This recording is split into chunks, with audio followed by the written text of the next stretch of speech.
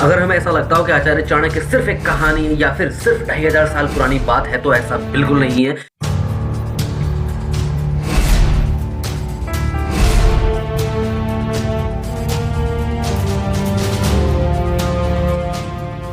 अगर हमें ऐसा लगता हो कि आचार्य चाणक्य सिर्फ एक कहानी या फिर सिर्फ 2500 साल पुरानी बात है, तो ऐसा बिल्कुल नहीं है, क्योंकि आज जो मैं आपको फैक्ट्स बताने जा रहा हूं उस पर आप यकीन नहीं कर पाएंगे, क्योंकि ये फैक्ट आपके घर में भी उपलब्ध है, लेकिन आपने इस पर कभी ध्यान नहीं दिया होगा। लेकिन मैंने इस पर ध्यान दिया है और आप तक इस बात को पहुंचाने जा रहा हूं। तो ध्यान रखिएगा, आचार्य चाणक्य सिर्फ एक कहानी या फिर 2500 साल पुरानी बात नहीं है। इसके बारे में हमारे ग्रंथों में लिखा गया है, जो हो सकता है आचार्य चाणक्य को मालूम हो या ना हो, ये तो वही जानते हैं। लेकिन आज आपके लिए वो फैक्ट मैं आपके सामने रखने वाला हूं।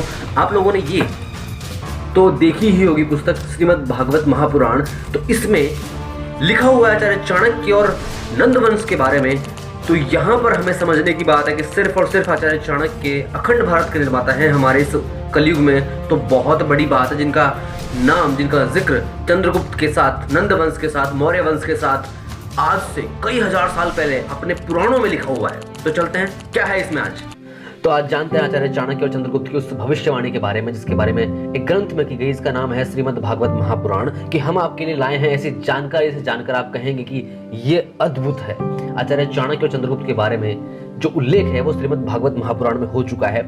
इसके 12 स्कंद यानी 12वें स्कंद के पहले अध्याय में कलयुग के राजाओं का वर्णन नामक बात है, जिसके अंदर आपको ये सब चीजें मिल जाएंगी। आचार्य चाणक्य और चंद्रगुप्त का इतिहास ईसा से लगभग 350 ईसा वर्ष पूर्व का है, और हजारों वर्ष पहले आचार्य चाणक्य के और चंद्रगुप्त के जीवन के बारे में भविष्यवाणी कर दी गई थी इस महापुराण में। आपको एक इसका सोर्स मैं बताता हूँ। नवभारत टाइम्स में ई संस्करण आता है, उसके 6 मई 2016 को पब्लिश हुए एक आर्टिकल के अनुसार सन 2016 में चंद्रगुप्त मौर्य की 2360वीं जयंती मनाई गई थी। इस हिसाब से अभी 2020 चल रहा है और अब 2364वीं जयंती इनकी चल रही है, मनाई जाने वाली है।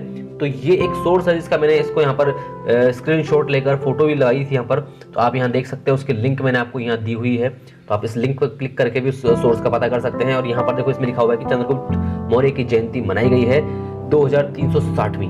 तो इस श्रीमद् भागवत महापुराण के प्रथम अध्याय की हम बात करेंगे, जहाँ पर उसमें लिखा हुआ है कलयुग के राजाओं का वर्णन, यानी कलयुग के राजवंशों का वर्णन। जो कलयुग में अभी कलयुग चल रहा है उसमें राजवंशों का क्या क्या योगदान है और कौन कौन राजवंश यहाँ पैदा होने वाले हैं और हो चुके हैं, उनके बारे में यहाँ बातचीत होने वाली है। तो आपको मालूम है कि यहाँ पर देखो, राजा परीक्षित भगवान से पूछते हैं, जो भगवान कौन है, सुखदेव जी से कहते हैं कि यदुवंश शिरोमणि भगवान श्री कृष्ण जब अपने परम धाम पधार गए, तब पृथ्वी पर किस वंश का राज्य हुआ। यानी कि जब भगवान श्री कृष्ण जी इस लोक से परलोक चले गए थे, उसके आसपास, उसके बाद किस वंश का राज्य हुआ, तब तथा अब किसका राज्य होगा, आप अगर बताएं तो बहुत बड़ी कृपा होगी। ये राजा परीक्षित पूछ रहे हैं श्री सुखदेव जी से। अब सुखदेव जी कह रहे हैं कि प्रिय परीक्षित, मैंने तुम्हें 9वें स्कंद में ये बात बतलाई थी। इसका अगर आप 9वां स्कंद पढ़ेंगे इस महापुराण का, आपको मालूम चल जाएगा कि जरासंध के पिता, आपने जरासंध का नाम सुना होगा, अभी आप महाभारत देख रहे हैं, जरासंध उसमें आया है।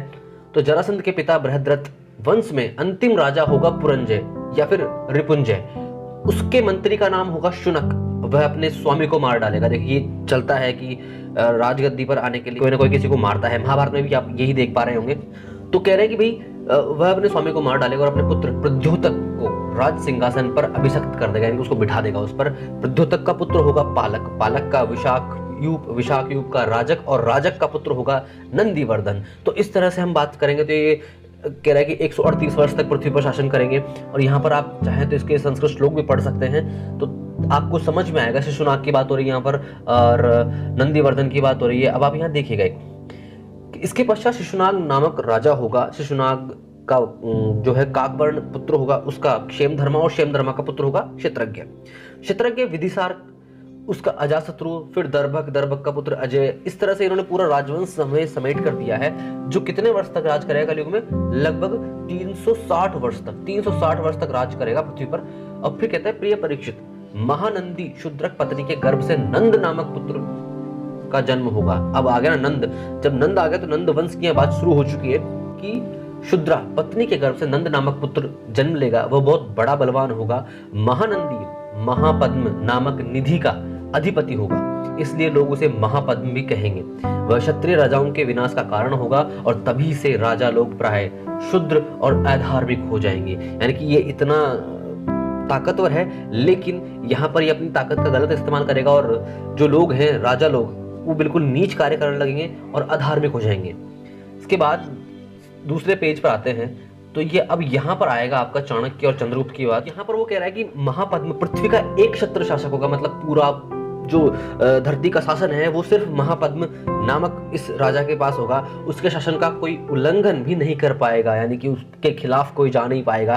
क्षत्रियों के विनाश में हेतु होने की दृष्टि से उसे दूसरा परशुराम समझना चाहिए। यानी कि परशुराम जितने गुस्सेल थे, जिन्होंने इस धरती को क्षत्रिय विहीन कर दिया था, यानी कि उन क्षत्रियों का नाश कर दिया था जो अपने आप में घमंडी थे, अपने आप को बहुत बड़ा ताकतवर समझते थे और किसी की भी नहीं सुनते थे। उनका जो है हमारे परशुराम जी ने वध कर दिया था, क्षत्रिय विहीन कर दी थी इस धरती को। तो यहाँ पर आप एक श्लोक देख सकते हैं। इस श्लोक के माध्यम से उन्होंने बताया है कि किस तरह से यहाँ पर जो भार्गव नाम दिया गया है वो भार्गव परशुराम का नाम दिया गया है। अब इसके बाद आप देखिएगा इसमें क्या है। आप इसका अगर 12वां श्लोक पढ़ पा रहे हैं, उसमें लिखा हुआ है नव नंदान द्विजय कश्चित प्रपन्नानुधरिष्यति। तो यहाँ पर जो द्विज जो है वो आचार्य चाणक्य है और नवनंदान, आप नंद वंश की बात समझ गए होंगे। यहाँ पर वो कहते हैं उसके सुमाल्य आदि 8 पुत्र होंगे। किसके? ये जो महापद्म, उसके 8 पुत्र होंगे। सुमाल्य आदि इनके नाम, एक का नाम देकर उन्होंने कह दिया कि इस तरह के 8 पुत्र होंगे। वे सभी राजा होंगे और 100 वर्ष तक इस पृथ्वी का उपभोग करेंगे, इनके राजा बनकर इस धरती पर रहेंगे। अब 13वें श्लोक की बात करते हैं तो वो कहते हैं कि कौटिल्य, वात्सायन और चाणक्य के नाम से प्रसिद्ध एक ब्राह्मण विश्व विख्यात नंद और उनके सुमाल्य आदि 8 पुत्रों का नाश कर डालेगा। ये मैं नहीं कह रहा हूं, ये श्रीमद् भागवत महापुराण कह रही है और इसमें जो लिखा है वो सब आप देखिए और आपके पास में अगर ये पुस्तक है तो आपको जरूर ये उसमें मिल जाएगा। तो यहाँ पर क्या कहा गया है कि कौटिल्य, वात्सायन तथा चाणक्य नाम से प्रसिद्ध एक ब्राह्मण विश्व विख्यात नंद और उसके सुमाल्य आदि 8 पुत्रों का नाश कर डालेगा। उसका नाश हो जाने पर कलयुग में मौर्य वंशी नरपति पृथ्वी का राज्य करेंगे। मौर्य वंशी नरपति मतलब मौर्य वंश का राजा इस पृथ्वी पर राज्य करेगा। वही ब्राह्मण पहले चंद्रगुप्त मौर्य को राजा के पद पर अभिषिक्त करेगा। कौन ब्राह्मण? चाणक्य की बात हो रही है यहाँ पर। तो चंद्रगुप्त का पुत्र होगा वारिसार, जिसको हम बिंदुसार कहते हैं, और वारिसार का पुत्र होगा अशोक वर्धन, जो सम्राट अशोक कहलाया है। तो यहाँ पर देखिए अशोक वर्धन का पुत्र होगा सुयस, सुयस का संगत, संगत का शालिशुक और शालिशुक का सोम शर्मा, और सोम शर्मा शतधन्वा और शतधन्वा का पुत्र होगा बृहद्रथ। मौर्य वंश के 10 नरपति कलयुग में 135 वर्ष तक पृथ्वी का उपभोग करेंगे। अब देख लीजिए, ये बात मैं नहीं कह रहा हूं, ये बात हमारे बड़े बड़े महान ग्रंथ कह रहे हैं। तो समझिए कि ये जो आचार्य चाणक्य और अखंड भारत और सम्राट चंद्रगुप्त मौर्य, नंद वंश, ये सब कोई काल्पनिक कहानियां नहीं है। ये हमारे ग्रंथों में लिखी हुई बातें हैं जो सच हुई और सच होकर हमारे देश को अखंड भारत बनाया। और यही बात हमें समझनी पड़ेगी। ये हमारे ग्रंथों की बात है, हमारे ग्रंथ हम पढ़ते नहीं है। अगर हम इन ग्रंथों को पढ़ेंगे तो हमें बहुत कुछ सीखने को मिलने वाला है इसमें से और बहुत कुछ समझने आने वाला है। तो समझिए, आगे मैं आपको ज्यादा कुछ बता नहीं सकता, ये बहुत बड़ी चीज है। हमारे जो काम की चीज थी वो मैंने आपको बता दी इसमें कि यहाँ पर जो है कौटिल्य, वात्सायन, यहाँ पढ़ सकते हैं कौटिल्य, वात्सायन और चाणक्य नाम से प्रसिद्ध एक ब्राह्मण विश्वविख्यात नंद और उसके समतुल्य आदि 8 पुत्रों का नाश कर डालेगा। कौन? आचार्य चाणक्य। किसके दम पर? चंद्रगुप्त के दम पर। तो ये बात समझने की और ये बात बहुत बड़ी फैक्ट है जो आप तक मैं आज लेकर आया हूं। मैं आशा करता हूं कि आपको समझ आया होगा कि मैंने ये सब क्यों आपको बताया। हमारे महापुराणों में भी ऐसे महान योद्धाओं, महान आचार्यों की बात कही गई है जिनका हमें मालूम तक नहीं है। इसलिए अपने महापुराण पढ़िए, तभी आपको हमारे इतिहास, हमारी जो महान लोग हैं उनके बारे में मालूम चल सकेगा। जय हिंद, जय भारत।